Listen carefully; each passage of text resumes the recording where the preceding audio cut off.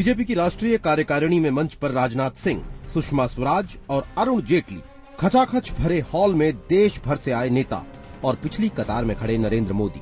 Party का सबसे बुजुर्ग चेहरा मंच पर न दिखकर पीछे लगे बैनर से ही सारी कार्रवाई चुपचाप देखता रहा।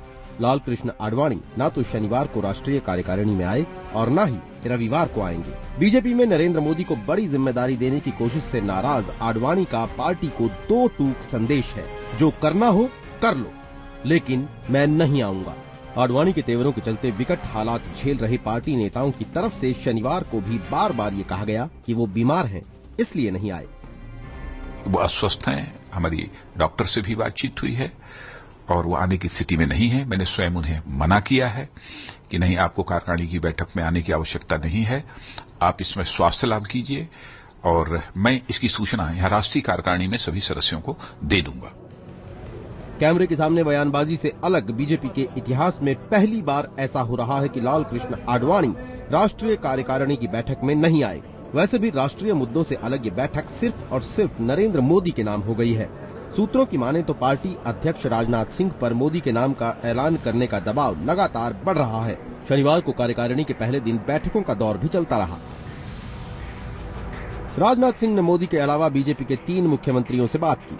सूत्रों की माने तो शिवराज सिंह चौहान, रमन सिंह और मनोहर पार्रिकर तीनों ने ही मोदी के नाम पर सहमति जताई।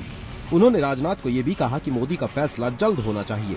इनके अलावा राजनाथ सिंह ने पूर्व अध्यक्ष नितिन गडकरी से भी करीब 50 मिनट तक बात की। राजनाथ सिंह लगातार संघ नेताओं के संपर्क में भी हैं। सूत्रों की माने तो संघ ने राजनाथ सिंह पर जल्द फैसला लेने का दबाव बढ़ा दिया है। IBN7 आपको पहले ही बता चुका है कि नरेंद्र मोदी के नाम पर संघ पहले ही सहमति जता चुका है। संघ का तो ये भी मानना है कि चुनाव को देखते हुए पार्टी को अपना फैसला और नहीं टालना चाहिए।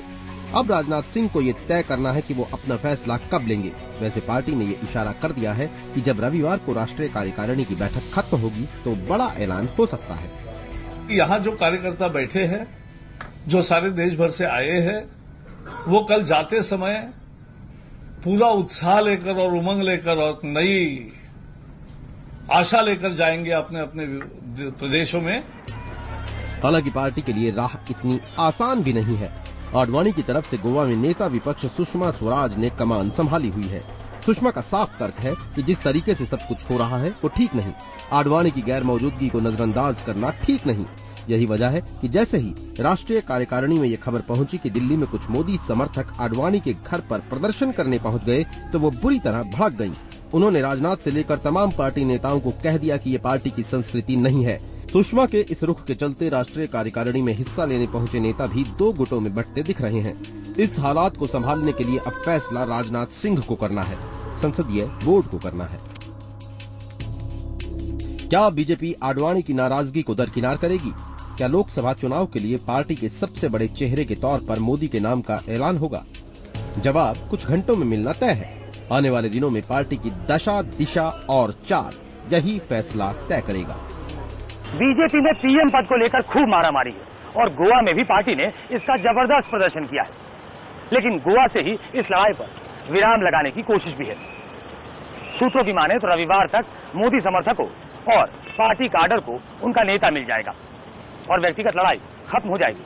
यहाँ एक शर्त है, अगर राजनाथ सिंह निर्णायक नेतृत्व दिखाते हैं। अनंत प्रकाश पांडे के साथ सुकेश रंजन, गोवा, IBN7।